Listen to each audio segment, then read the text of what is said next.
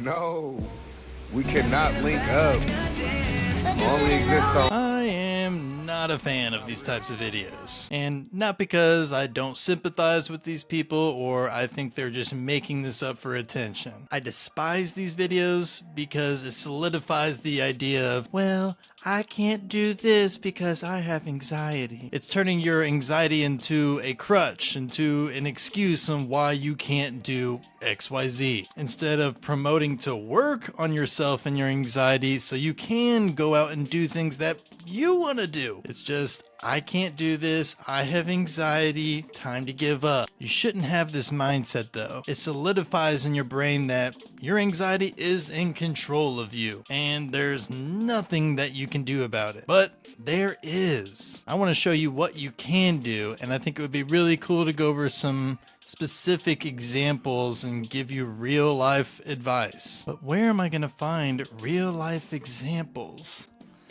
Oh, what do you know? Here's a Reddit post talking just about this topic. What are some things you can't do because of anxiety? Let's go over some of these comments and see what you can do to be able to get yourself to do the thing that you saying that you can't do because of anxiety. And I'm going to be primarily using the exposure therapy method in order to help you or this person, the comment, be able to do the thing that they can't do because of their anxiety. There's so many things that I've wanted to do to try in life, but I just know I'll never be able to because of anxiety physically stopping me. Like I wanted to take a kickboxing class and I want to go get my nails done in a salon, but I just can't. Maybe if someone came along with me, but if not, I just can't. Notice that this person uses a lot of language which reinforces in their brain that they can't do something because of anxiety. By constantly telling yourself that you can't, you are reinforcing this message up here. I hate it because I'm wasting my life away out of fear, and it's so stupid when you say it out loud. This is at least a good first step. They at least have the awareness that this is irrational what they're doing. And as I've said before in my previous videos, anxiety comes off pretty irrational from the outside perspective. So this person knows that the thing that they can't do, they know that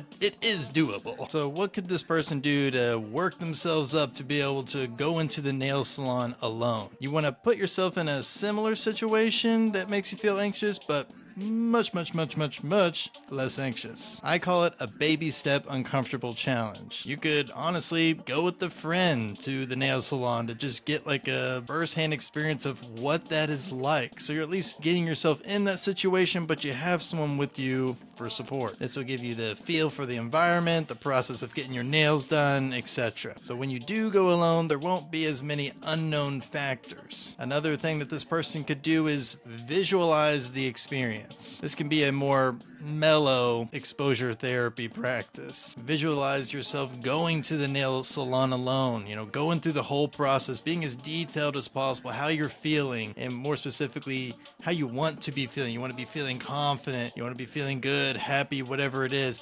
Visualize yourself in that moment with those emotions and really just immerse yourself in the environment. I've done this in the past personally. I actually did it when I was doing my TEDx talk. So about 3 months before my TED talk, I would visualize the entire experience every morning, for 5-10 minutes, whatever it may be. And I would, picture myself, getting on the stage, seeing all the people out there, how I was feeling when I was talking, feeling good, having fun.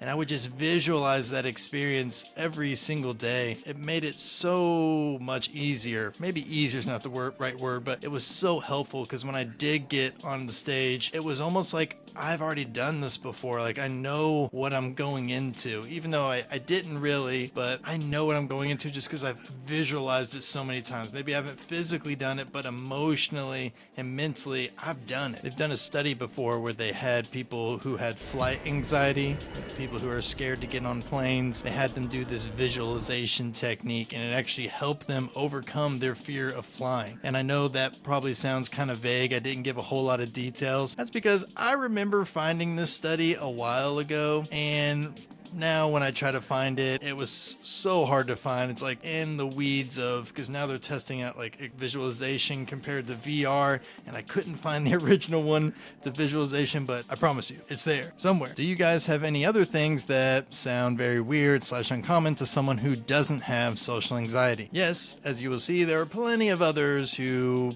go through situations where they feel like they can't do something because of their anxiety, because it's extremely common. I can't display my emotions in public or in front of people I know little about. By displaying emotion, I mean, for example, laughing out loud, speaking with a tone full of excitement, gesturing violently, dancing and singing with music, etc. I don't know why, but there seems to be an invisible force that stops me from acting naturally. Honestly, I think a great deal of people feel this way in front of people that they don't know very well, whether they are socially anxious or not. And I think it's because we all have a social anxiety part. All I can do in public or in front of strangers is just to speak with a plain tone and act like a weird and boring robot. This person should continue doing that. I think they're on the right track. Yeah, maybe the social interactions aren't going like you would like them to go, but you're at least putting out the effort and going and doing it. Building confidence and conversational skills takes practice. So yeah, you aren't going to be fully confident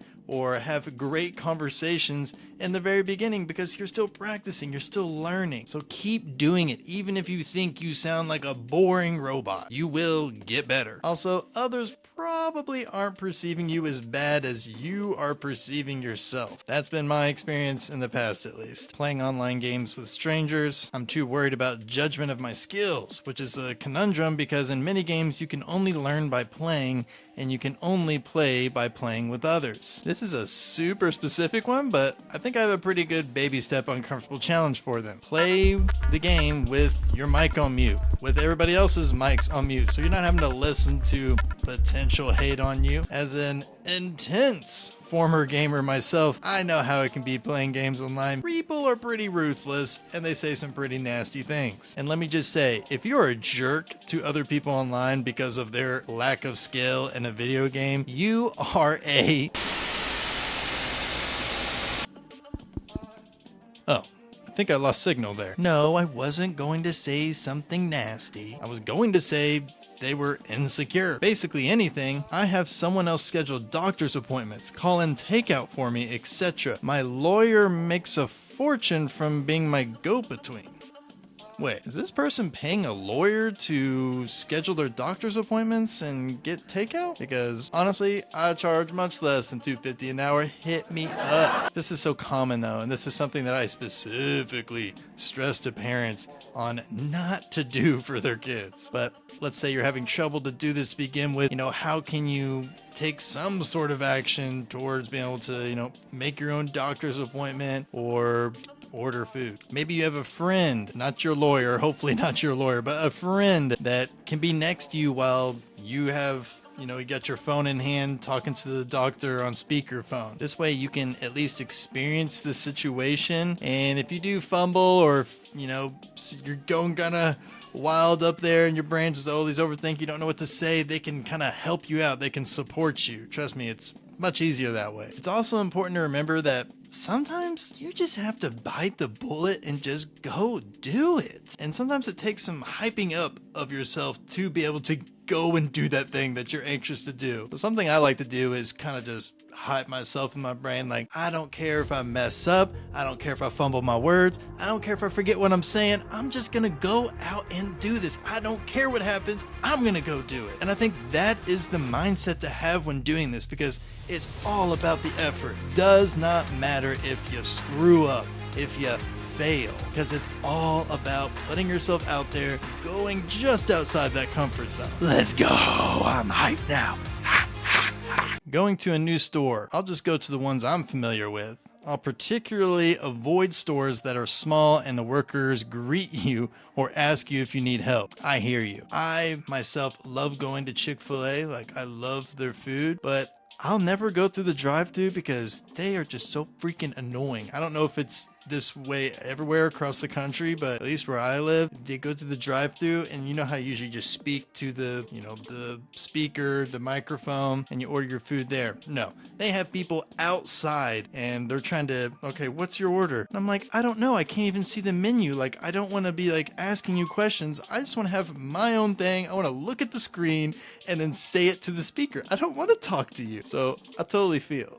I guess my first question is, how did you get familiar with the stores that you go to now? You had to have gone to them at a time when you weren't familiar with them, the first few times that you went. You have to do this same process with the new stores as well. And obviously you can do it because you've done it before, so do it again. And you know that in your mind, seeing what you've done before, like, oh, it's not as bad as what I thought it was. You just have to get yourself familiar with the environment. This is your brain popping up anxiety because it's saying, Kyle's in danger. Ring-a-ding-a-ding-it, bring out the anxiety, tell him to run away. So you got to train your brain to realize, oh, I'm not in danger going into a new store. Might be nerve-wracking at first, but you've done it before, you can do it again. Order food through a drive-through. I do app orders only. I guess ordering through the drive-through is a little bit of, conversational practice, maybe a good baby step for some, but honestly, the app orders are just so much more convenient, and usually it's cheaper ordering through the app. I don't do the drive-throughs usually. I usually just do it on the app, so, I have no hate towards that. Not that I have hate towards any of this, but I definitely think, if you want to just keep doing it through the app, that's perfectly fine and pretty darn normal. Answer phone calls. Set a goal to answer at least one phone call a week, or whatever number and frequency of when you should do it that works for you. Have someone sit in with you for support. Sell or buy something on Facebook Marketplace. I know selling or buying things from, like Craigslist or Facebook Marketplace honestly puts me a little bit on edge, especially after watching videos like this. Returning items to a store. I don't know exactly how to do a baby step for this one. I hate to say the same thing multiple times, but bringing in a friend with you for support to go on and do these things with as like practice is really helpful. And not saying that you should always do this or, can keep continuing doing and rely on another person to do it. This is good practice. Say, hey, I want to do it with a friend one time, two times, maybe a few times, and then I'm going to go do it by myself. This is good baby step to kind of build yourself up and do it with someone for support, and then know that, oh, I can do this without them. Going to the doctor.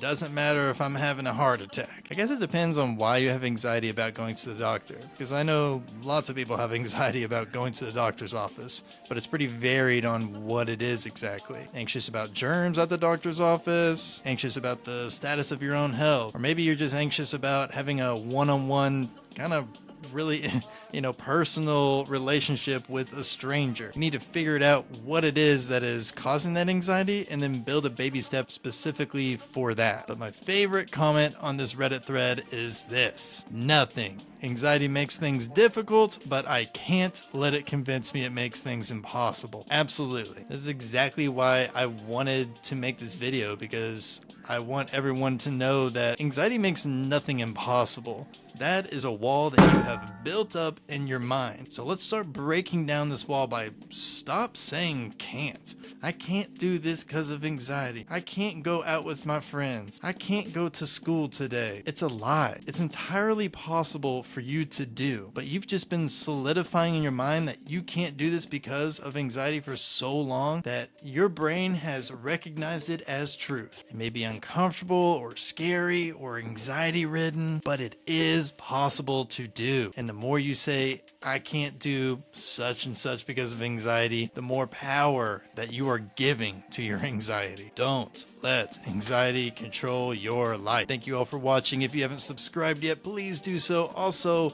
like and comment on this video.